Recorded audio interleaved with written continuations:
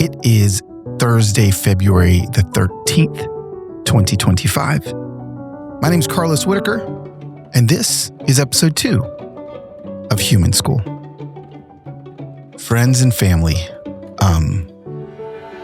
I've not actually spoken on the internet since my incredible father, Dr. Fermin Agustin Whitaker, who you see.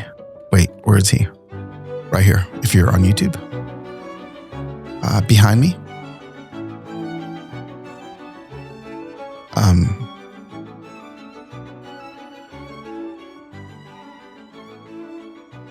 I haven't kind of talked to a camera or in a microphone since he passed away. And I miss him. And I'm going to do an entire show on that.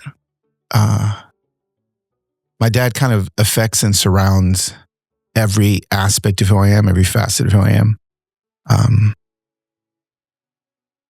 And so there's not really anything I can think or do that doesn't involve him or his wisdom in my life. And so even today, as we jump into this second incredible story of Human School, I feel like my dad's fingerprints are all over my questions. They're all over the conversation because I am my father's son, and I ask questions I think he would ask. Even the more I look at the way I approach the world, and then the more I listen to sermons that he preached in 1985, the more I'm like, oh my God, I am him. in a really jacked up way, because my dad was perfect and he wasn't perfect. But you know what I'm saying? Like I feel like I've heard a lot more people than he has, and this is not going to be turned into a therapy session. So I just want to let everybody know that's listening to the podcast that the day after last week's podcast aired, Friday, my father left this earth peacefully with his family surrounding him as he took his last breath and entered into eternity, the other side of eternity. We're already in eternity. And it's been the most grueling, grief-filled week I've ever had in my life. So I'm like in preschool grieving school. This is Human School. I'm actually in Human School. I'm in preschool in grieving, and I'm trying to figure it out. But I feel like my dad would want me to continue doing what I've been called to do, and that's help all of us become better humans and become more others focused. And today, you're going to hear a conversation with another new friend of ours. Her name's Valerie. She's 44 years old. And I kind of like, maybe I'm going to start doing like first name, age. And here's the kicker for this week. Growing up, whenever you heard the word food pantry, at least for me, I was like, oh, that's like, a closet in an elementary school with a bunch of canned goods, Jolly Green Giant green beans, Campbell's chunky chicken noodle soup. Actually, when I was a kid, I don't think it was chunky. And that's what I thought a food pantry was. And then when I was asking for more people to find very interesting, ordinary, extraordinary people, I had an application that just kind of stopped me for a second. And this is all I'm going to tell you about Valerie. Valerie was like all the way in the corporate world, living it. She was super successful. And through a series of circumstances, she now runs a food bank in Wisconsin. I think it's Wisconsin. Dang it, Valerie. Hopefully I'm right if that it's Wisconsin.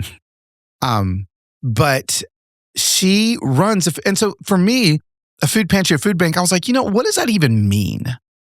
What does it mean? And can I tell you, this conversation was such a great glimpse as to how to treat people that are not like us, how to treat people that don't live like us, can't afford the things we can afford, how to treat people with dignity, because everybody just deserves to be treated with dignity, no matter what situation of life they're in. That's really what this episode is about. Valerie talks about just her transition into like culinary school and then like cooking as a line chef, a line cook, and then, her atheism that led to agnosticism. And like, what does that mean?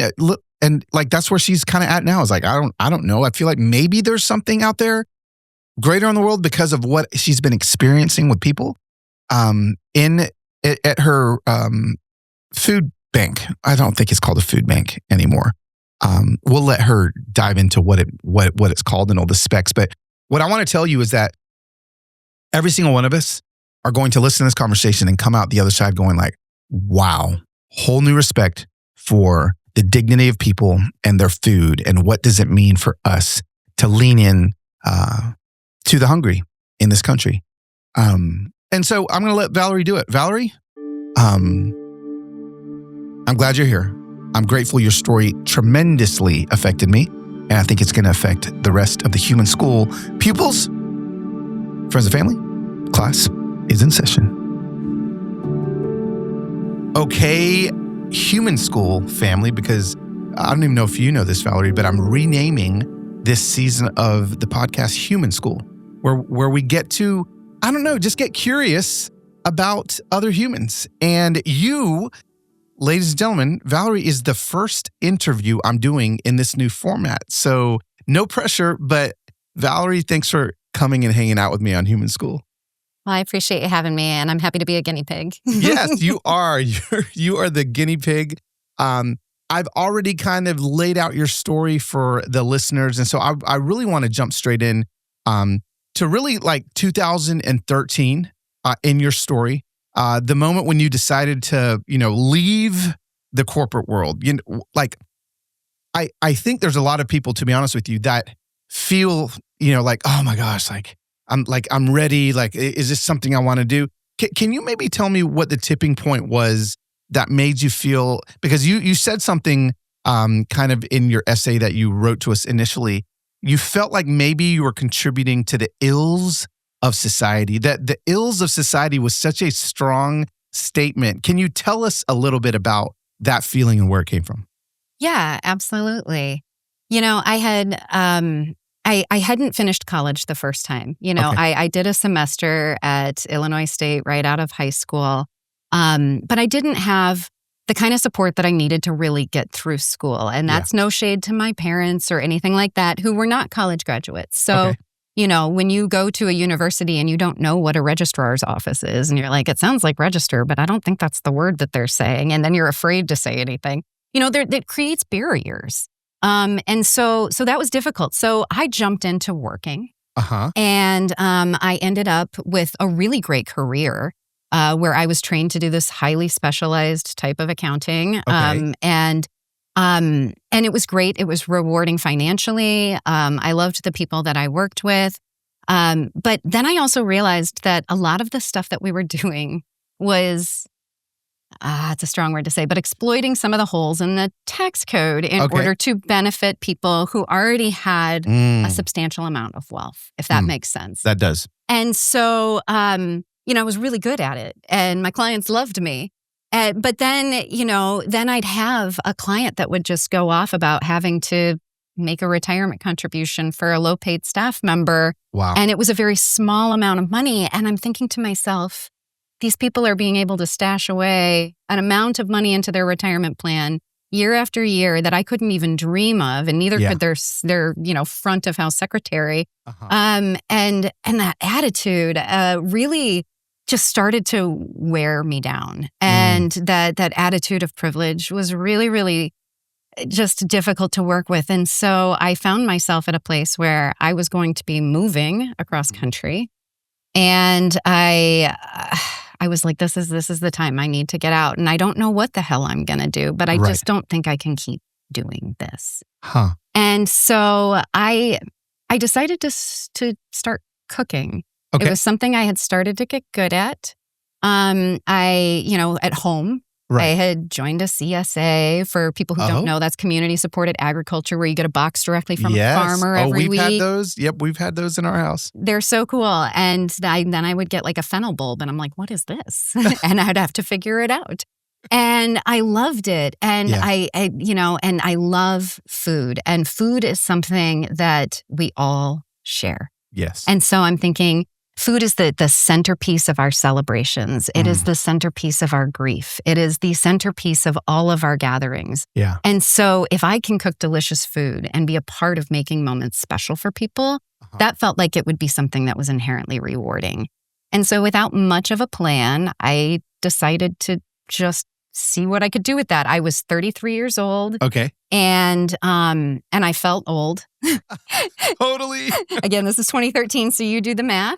But I felt very old in that moment, and I was like, well, I missed the boat on college, and I missed this opportunity and that opportunity, and I don't know how to find direction in my life, but I could probably walk into a restaurant and ask for a job. And that's exactly what I did. Okay.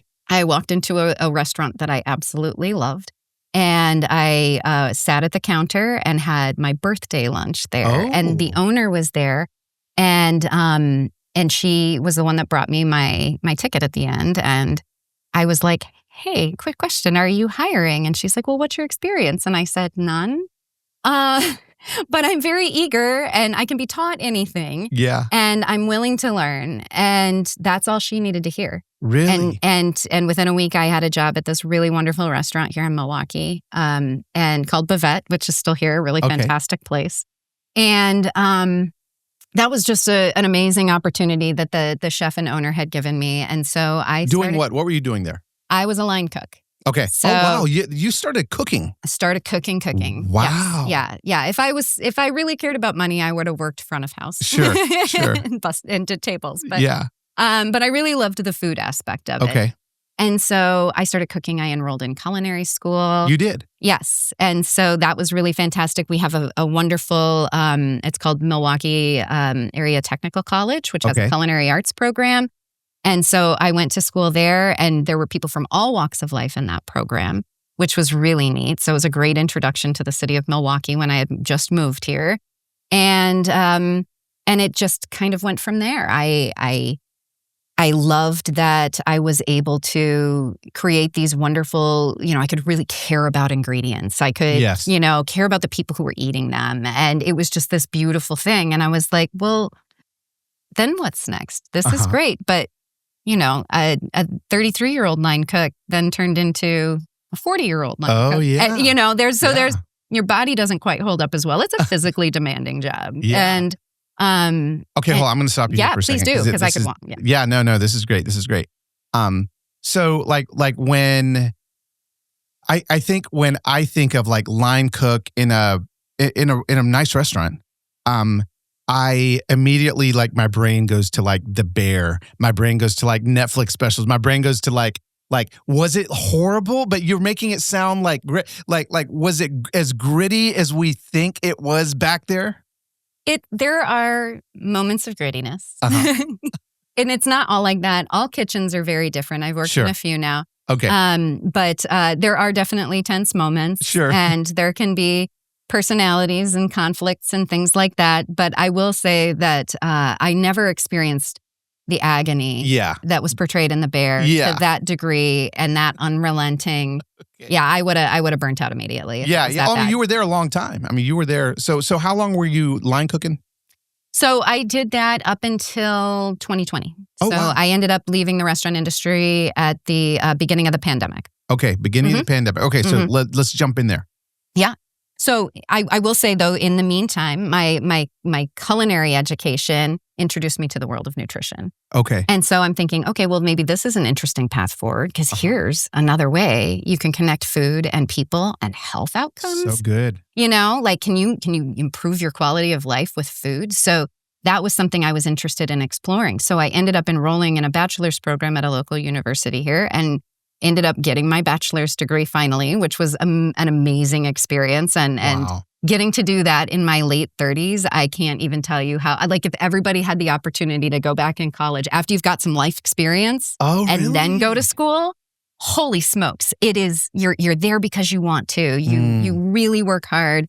And I really just left myself open to opportunity. I didn't know where that path was going to take me. Yeah. But it was like the first time in my life that I was following paths that were just because they interested me, not because it was going to guarantee me income, not because I was going to be able to provide, that sort of thing. So I wanted to follow, like to me, I had grown up in a world where your career was something that it wasn't driven by passion. It's not, you don't go into the arts. You can't live on that. You can't provide with that. So like I had to really escape from that mentality. And so it was really beautiful to get onto this open path of curiosity. So I let curiosity drive me. And while going through this school and meeting the incredible people that I did and the classes that I took, I ended up creating this self-designed degree, which you can do in small liberal arts colleges. Yeah. And I created a degree called Sustainable Nutrition. Wow. So I have a lot of background in dietetics and sociology as far as education is concerned. Okay. Yeah. That's so cool. You know, and I mean, obviously you talk about the maybe invigoration that you felt going back to school later, you know, in life when, you know, I say later in life, there's so many people where that could be something that they did right now. What would you say, like what role did going back to school at 41, or no, graduating, I think you graduated at 41, kind of play in, I don't know, did it challenge maybe any beliefs that you had about education, about higher education? Did it pull any of the, like challenging maybe belief systems and structures that you had? Yeah, I think that it did. Because I know when I had left school earlier at 19 or 18, when I had only done the one semester. Right. And hadn't gone back. And then I still ended up in this like really great career. Yeah. That, I mean, it was a profitable career. Yeah. That, gosh, people are really capable of things even without that degree. Yeah. And I think that's really an important point. Yeah. But what the degree did was it challenged me. Okay. Because I think we get to a point in our lives where, gosh, I know everything. I mean, I felt that way at 18. I felt that way at 28. I felt that way at 38. I know everything. I know everything. I feel like I'm at this great spot. But boy, I had a lot to learn. I had so many of my core beliefs challenged by going back to school. Wow. I had, even spirituality was challenged in going back to school. Yeah. One core belief that was challenged going back to school. What would one of them be? I was a pretty strong atheist. Okay. From probably 16 onward.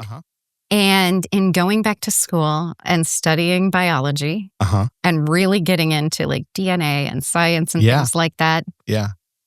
I stepped out of my hardcore feeling of feeling alone in the universe and feeling that there is something more. Yeah. I don't have to understand it. Yep. But there's something else going on out there.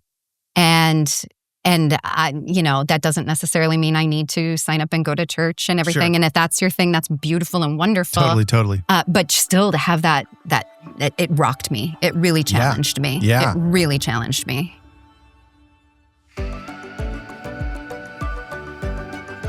Okay, human school familia, listen up. I am so excited to be testing my body and my life this year with function. And I can't wait to share with you what's going on actually inside of me. What in the world is function? Function is an all-in-one health platform. Get this, that starts with over 100 advanced lab tests covering my entire body. Okay, all my body and your body too. Your heart, your hormones, liver, kidney, thyroid, autoimmunity, cancer signals, toxins, nutrients, and so much more. I'm pumped about it. Why? Because it's so easy. Literally, I can sign up and set an account. You can sign up and set up an account in less than 5 minutes. Then you schedule the lab tests that you want, and then you will get your personalized results. I'm telling you, these lab tests are legitimately going to shift the way that I take care of my body, because I think one of the most important things we can do is understand our body. It actually gives us ownership of our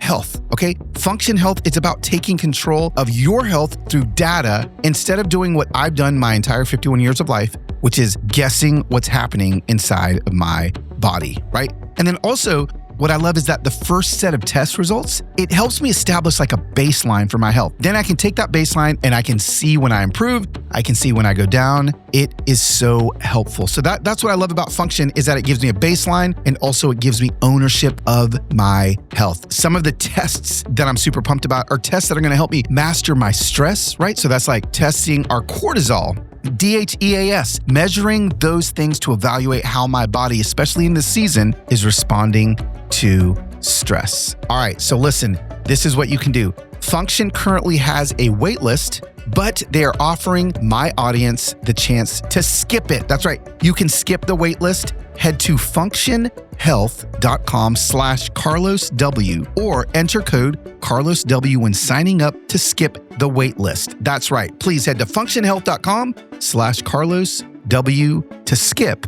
the wait list. Upgrade your business and get the same checkout I use with Shopify. Ladies and gentlemen, you know that I love Shopify. I use Shopify for all of my merch, my mugs, my shirts, my documentary, right? You don't have to have like even a physical product to sell on Shopify. They will sell your mind. They will sell your ideas. They will sell your coaching. They will sell whatever it is that you need them to sell. So listen, here's the deal. You can sign up for your $1 per month trial period at shopify.com/Carlos. So literally right now, go to shopify.com/Carlos to upgrade your selling today. Shopify.com/Carlos.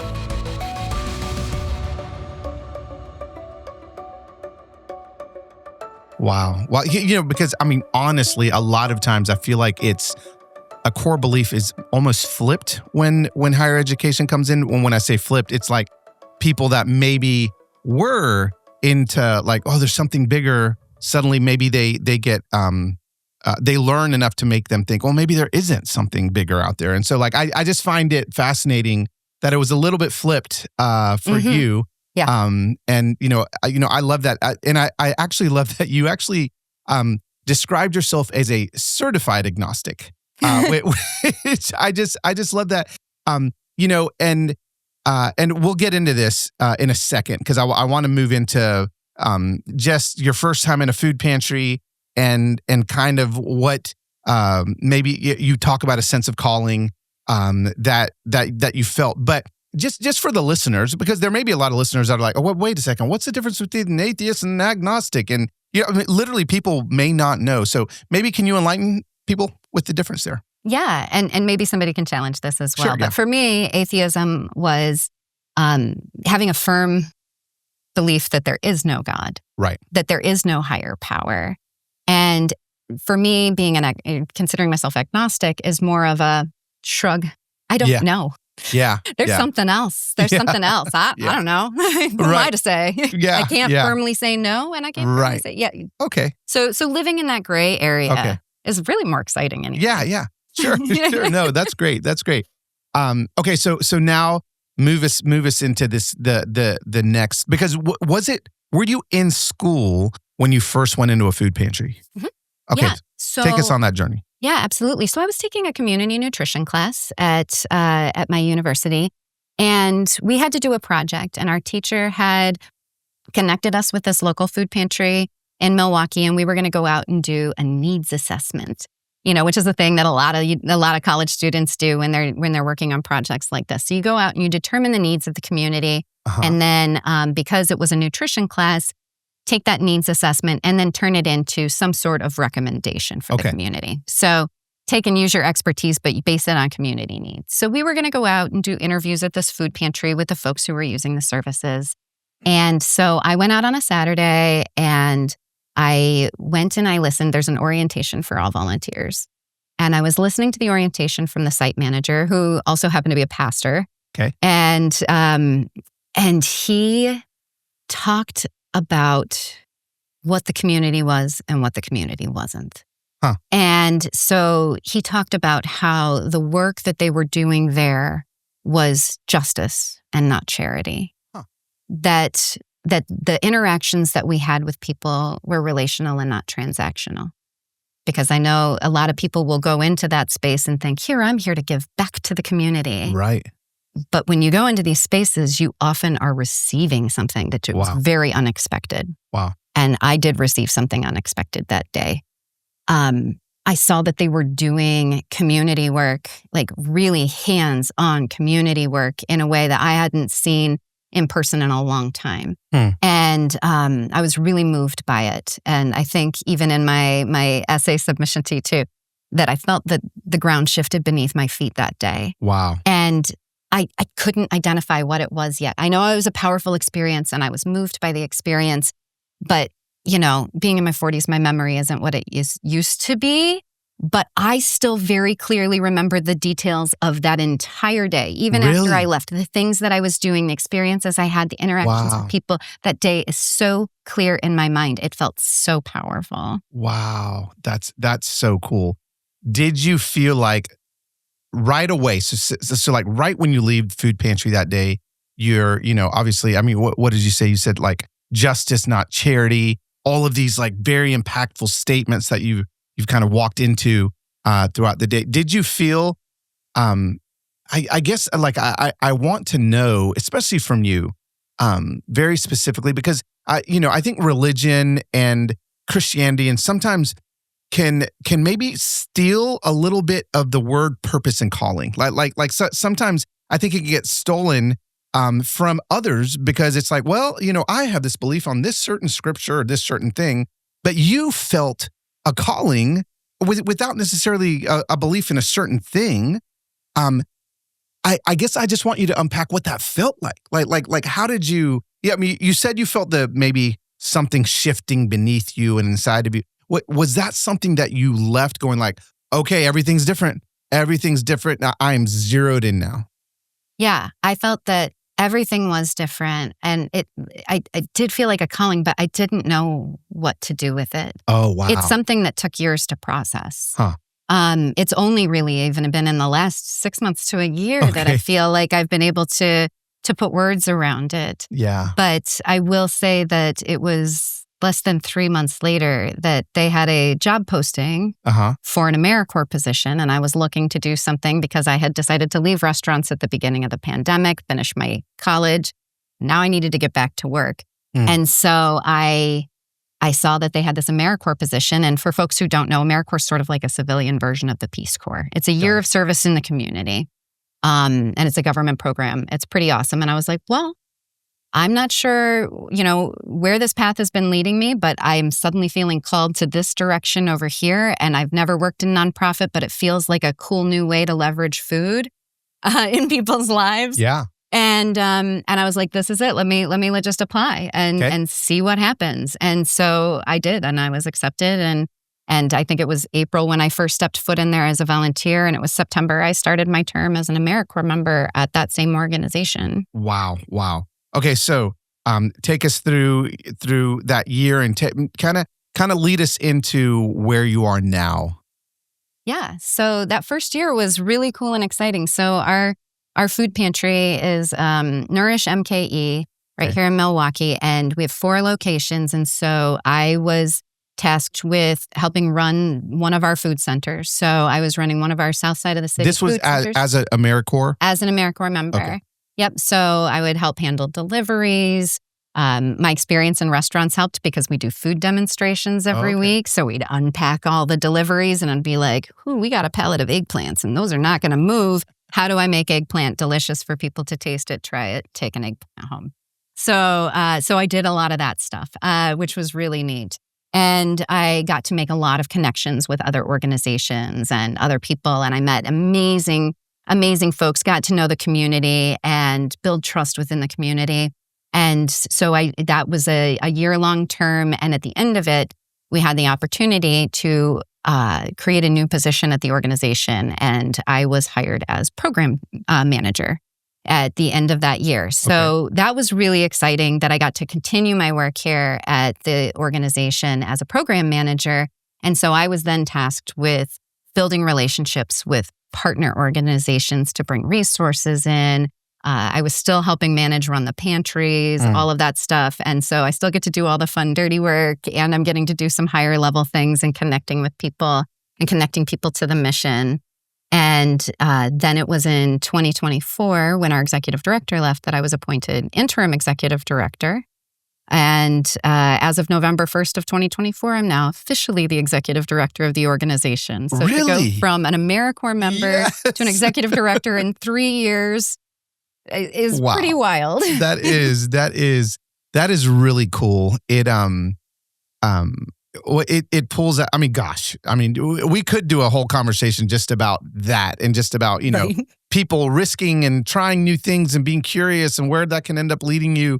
And I'm very inspired by that. But what I want to talk about very specifically, just like, when I hear food pantry, I think my brain automatically rushes back to elementary school, and I think, okay, so like I was tasked as a second grader to go home and to get 2 cans of whatever it was, Jolly Green Giant green beans or whatever, take them to the school so that they can take them to the food pantry. And then in my head, I'm like, the food pantry is a closet with a bunch of cans, and they give them to people that need the cans. And so I feel like the majority of people that are listening to this right now, we think that's a food pantry. When I hear you talk about what it is that your organization does, it just feels way more holistic than a closet of cans. So can you maybe share with us and maybe break down some ideas that the general public has about a food pantry in your city? Yeah, absolutely. So what's interesting is I think that there's some language that we're working really hard to adopt as part of our marketing and branding in order to bring people into 2025 and what do these spaces really look like now. Love it. Because I visited a food pantry as a child, and it was quite a different experience than what it is we're offering today. Okay. So at our centers, which there's that marketing and branding, we try to call ourselves food centers. Okay. To embrace that it is a community space. It's a community food center. We are a community center where when you come in to get your groceries, you get to shop. Oh, love it. We use the word guest to talk about, when I first started here, the word client was thrown around. I'm like, you know what? I come from hospitality. This is an opportunity. This is a hospitality organization where we want people to feel welcome. So we have guests. And so the guests at our food centers get to come in, and while they're waiting to shop, we have food demonstrations where, again, we're trying to reduce some of the food waste out there. So when we have, like I said, a lot of eggplant, I don't want to have to throw those away because they're not moving. Right. If you give people a chance to taste something that's delicious and it's low stakes for them to try a bite of something, and there's also a printed recipe and everything on our shelves, you can shop for the ingredients, you're going to go home and maybe try this nutritionally dense, healthier food, which is really cool. So hold on. So I walk in, I'm a guest in the food center. Do you just have like a little station where someone's just like cooking? Mm-hmm. Yes. So we have a little kitchenette where some folks cook every week. And we have a hospitality station too that a local church has volunteers that come in every week and make sure that everybody has coffee and sweet treats and donuts and things like that. We often have visiting nurses who come into our spaces, and they'll do blood pressure screenings and glucose screenings. We sometimes have a resource navigator on hand who, if let's say you're looking for a job or you need help with your food share benefits. Food share is food stamps for people who don't know. That's kind of the updated terminology is food share. Helping you access your benefits, because we know that if people are coming to a food center for free food, they're dealing with all of the other things that poverty impacts their lives. So how can we leverage food to get resources into the hands of our guests? So we try to have some of those right on site. Of course we have brochures and things like that, but having human beings there, like a human nurse you can talk to is amazing. We've done mammogram vans on site. We have done mammograms at our food center, which you wouldn't expect. Totally. And it's not all healthcare either. Sometimes the Milwaukee Public Library has been in there. The League of Women Voters comes and does voter registration in an unbiased way, connecting people to voting resources. So we have a lot of creative partners that can kind of come in and that we've built trust with in our community. We've built trust with our community so that they know when they visit a resource at our location, they feel that it's trusted. That's very important to us. And so a lot of this is all happening while people are waiting. There's tables where people can sit and commune with one another. And then when they go to shop, they're paired up with a volunteer who walks the aisles with them, helps carry his groceries, has conversations with them. And like, this is the key. This is those volunteers that shop with our community members are so critical because oftentimes they're coming from the suburbs, from schools, from the healthcare industry. I really work to recruit a lot of healthcare students. So students who are medical residents, students who are going to be dealing with patients that are dealing with all of the social determinants of health, you know, that big SDOH term. So people who are dealing with poverty, you need to be able to talk to your patients in a certain way. You need to understand what your patients are going through. And when we give this opportunity for these folks to walk side by side with guests who are experiencing poverty, and it brings them so close. It opens up their ability to see how people make good decisions for their family by choosing the groceries that they're choosing. So like that's a really exciting thing. And it pairs people up that normally would be divided by the segregation in our neighborhoods, by the wealth disparities, things like that. And so it allows us, and that's why when you last year, you know, talked about how we don't stand on issues and we walk with people, I bought your T-shirt immediately and I wear it to the pantry all the time. Well, it's what your volunteers are doing. It is. It absolutely embodies the work that we're doing. And it's why I feel so connected to that message in particular, because that I have seen so many transformations in people's lives. You know, people who are battling addiction, people who are involved in prostitution, people who are involved in a lot of things that are really difficult, like, you know, coming out of jail, things like that. We see these incredible transformations in people when we walk with them as humans. I use the word magic a lot. There is a magic that happens in our space, and it's incredible. It's hard to put it into words, although I do use a lot of words. You're great at them. No, you're great. I'm hooked. I'm like so into this.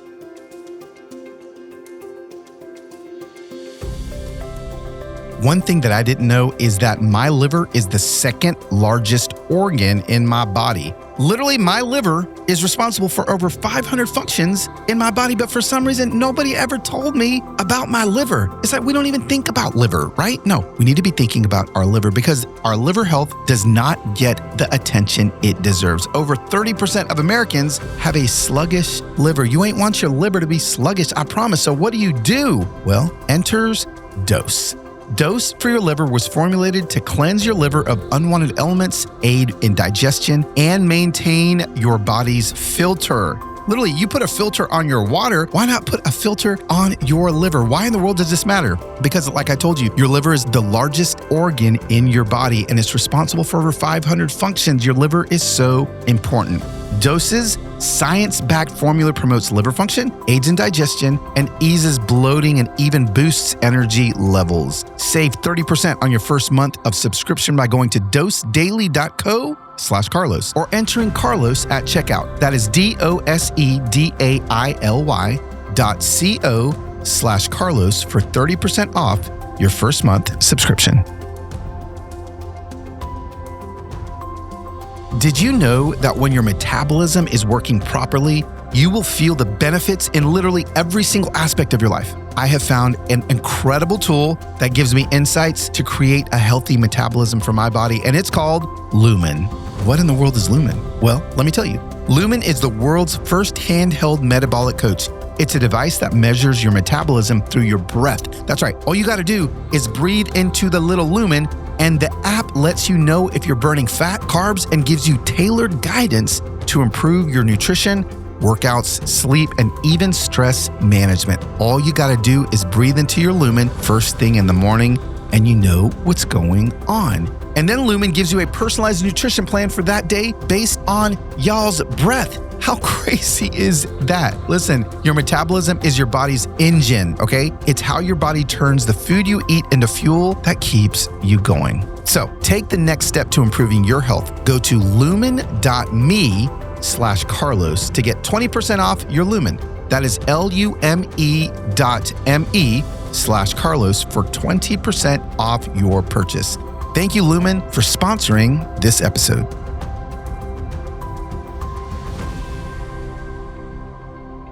Okay, so I'm imagining people walking through. Now they're grocery shopping in your food center. Look, I'm using all the words correctly now. Like I'm in. And what would you say maybe are like some of the most common misconceptions about the people that are using the food centers, that are shopping in the food centers?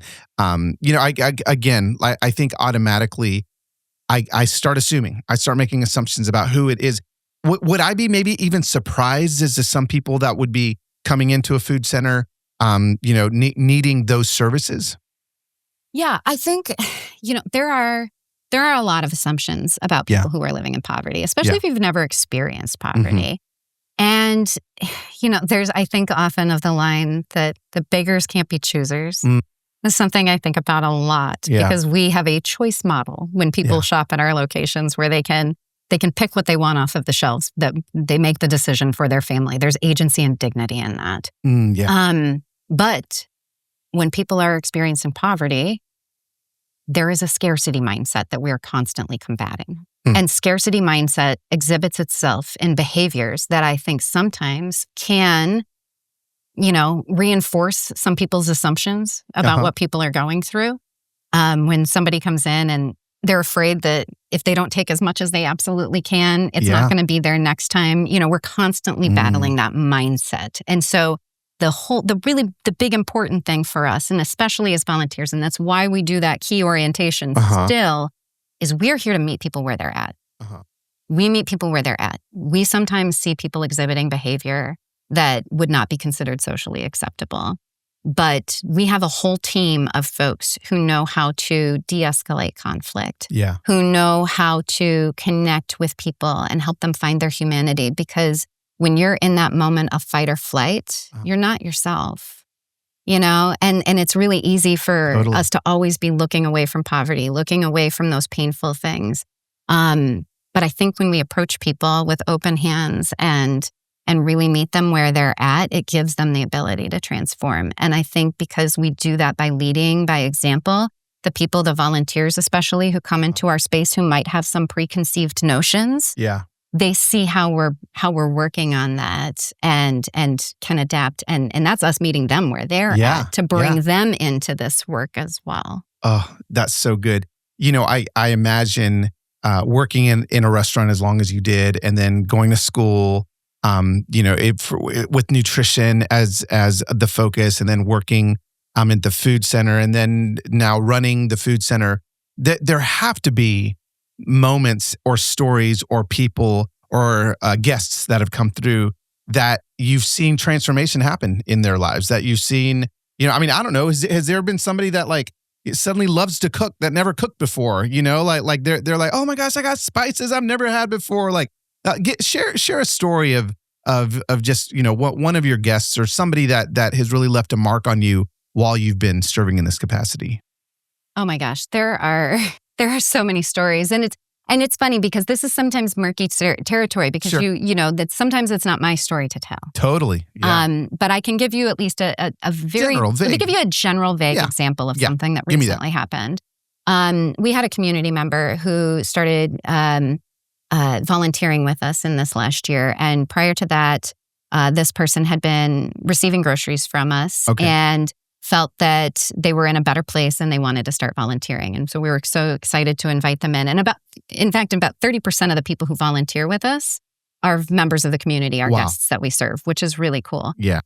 So to bring this person in and really enveloped this person in the community, and they'd been doing really great. And we had not really known this person beyond serving them groceries before they became a volunteer. But a lot of people, again, when you're experiencing poverty, there's usually a lot of trauma behind that, and you don't know how that's always going to exhibit itself. And so One day, somebody had touched this person on the shoulder from behind, but sometimes that's enough to set somebody off when they're in a difficult place, and they reacted poorly. Yep. And they lashed out and had a moment, a pretty severe moment, and our site manager was able to sort of walk with her, get this person calmed down, and send her on her way to go home and sort of decompress. She came back within an hour to make amends. Wow. I don't know that I would be able to do that. Carlos, I don't know that I could do that. I'd like to think that I could, but I feel like the shame and the mortification of behaving a certain way in front of these people that I had been working with for this last year would have been so hard. And I was so moved that they came back into that space to make amends with every single person. Wow. Was such a beautiful thing. Like those are the spaces that we want to have for people. We want to have space for people to do that. Yeah, that's a holistic expression of healing that you got to see. That food is one piece of that. That's the piece that you got to see it within. But it's you're right. It's like total transformation of somebody to be able to do that. You're right. I don't know if I could have done that. I had a hard time on an airplane yesterday. I wanted to, I did. I got a little snarky at somebody on the plane on the flight back, and I definitely didn't apologize to them.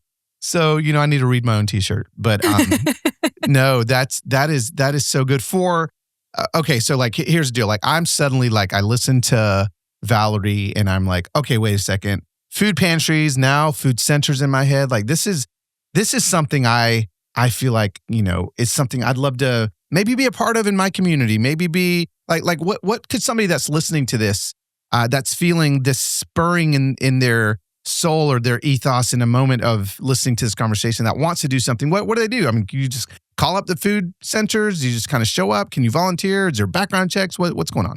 Yeah, I think most food centers and food pantries across the city, across the country, have some sort of volunteer platform that you would sign up to volunteer at. Okay. If you're local to Milwaukee or the suburbs and you'd like to go to Nourish MKE.org and you can register and pick a shift and a site, and we're open Tuesday through Saturday at different locations across the city. So it's an awesome opportunity right here in Milwaukee. But for the broader audience, because Carlos, you have a very large audience, I'm going to channel somebody else who's sort of in your sphere, and let's channel Sharon McMahon for a moment. Let's channel Sharon. If you've read her recent book, The Small and the Mighty, or you've listened to the things on her podcast, the message that I really took away from that book, which, by the way, I bought for my entire staff for Christmas, so good. is that there are small, actionable things we can do in our communities that have a ripple effect that really change the world. Yeah. And they change other people and they change you. Yeah. And it doesn't matter what administration is in power in Washington. Right. It doesn't matter what the local politics are. If you read her book, there are people who are instigating change in times that you look back on and you're like, wow, I can't believe that that's what the world was like back then. And how, why wouldn't you just feel powerless? And I think a lot of people feel powerless right now on both sides of the aisle. I don't care what your political affiliation is. You want some change right now and you don't know how to do it. Well, we could jump onto Instagram or TikTok and scream into the void of social media. But we know how that's going for people. It's not making change in the world. But I can guarantee you that if you sign up to come and volunteer with me this Saturday, that you are going to be a part of the change in this world. There are so many things that nonprofits need help with. They need help with spreadsheets. Maybe you're a white-collar person who's really good at spreadsheets, and you're like, I can't lift boxes. I don't know what the heck I could do, And it's like, no, I could use some help over here on the back end on the admin side. And almost every nonprofit in this country needs that too. So like, if you exist in this world and you're a living, breathing human being, a nonprofit has a use for you. You maybe just don't know what it is yet. So figure out what your passion is. Is it food? Is it housing? Is it one of those things? And find out about the work that's going on in your backyard and connect with an organization. I've invited anybody who wants to get a cup of coffee with me to talk about the work that we're doing. Let's go out and have a cup of coffee. Let's find out how to give you your small actionable piece of this, because it's these small things. Like the big hunger isn't going away. Right. Carlos, hunger is not going away. I'd love I love all these intentions of these organizations. We're out here to solve hunger. Solve hunger, yeah. I freaking love that. That is not what's happening right now in the world, and it's not happening in the near future. And so what we can do in the meantime is try to feed as many people as we can food that they want to eat. Yes. And so I've got a way to help you do that if that's where your passion lies. If you love food and you live in Milwaukee, I have a place for you. NourishMKE.org. NourishMKE.org. Yes, and Valerie's telling you right now, she's ready for you. Come on through. And Valerie, also your story in general is so inspiring. Like we could have stopped even before we started talking about the food pantries, and your story is I just love your attitude and how you just haven't stopped. And what's exciting is like, wow, someone like you, it's like, well, what's going to happen when you're 52 years old? What's going to be the new purpose thing that's going on there? Like who knows? So you're just really inspiring. And I just am so grateful that you would share your story with us. Well, I appreciate the opportunity, and I really appreciate the work that you're doing out there. You inspire me on a daily basis. The Insta Familia inspires me on a daily basis. To know that kind of community is out there really, really helps fill my cup. There's a lot of hard days out there for all of us. And just knowing that there are people who are willing to walk with one another, regardless of divisions and differences, is so, so powerful. And it's so needed in the world right now. So thank you for the work that you're doing. I'm really, really grateful for you. You're so welcome. I'm just so pumped that we're in this together. Let's do it. Absolutely. Valerie, that was it. That was it. Did you ever think you could be so excited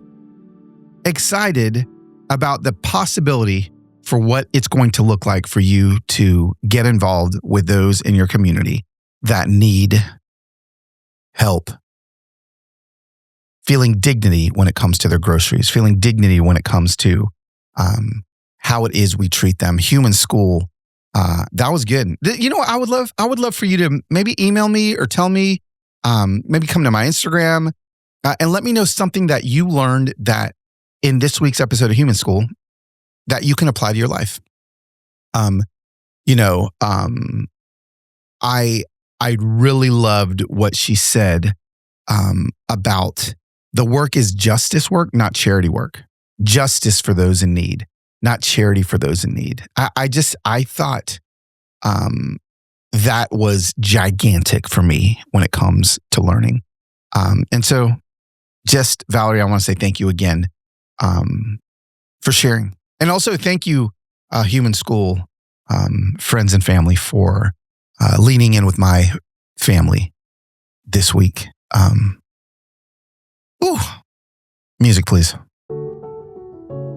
It's another episode of Human School in the books, and I'm Carlos Whitaker, and I so appreciate you listening. So if you wouldn't mind, if you know somebody that would benefit from this conversation, share it with them.